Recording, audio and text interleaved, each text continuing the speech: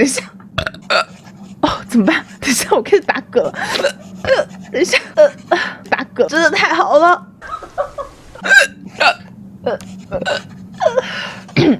那，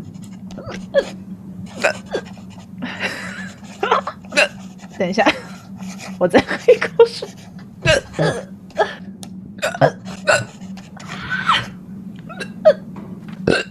又。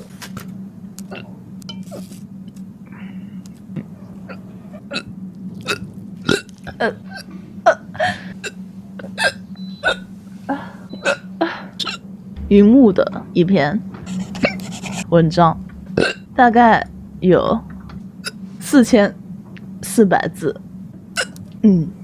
你们可能在中间会听到我的一些奇怪的断句，我会努力憋住的，我不能再，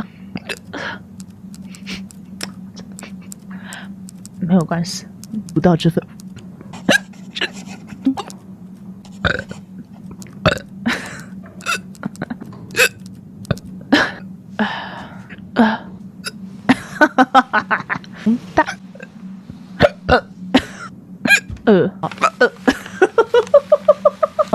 要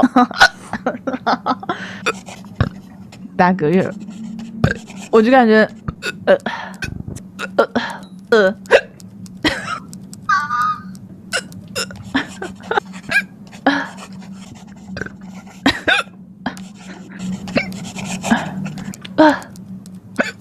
不是第一次我的嗝我要夹嗓子了。你没有看到我，亦或看到我，他都会将我吞没。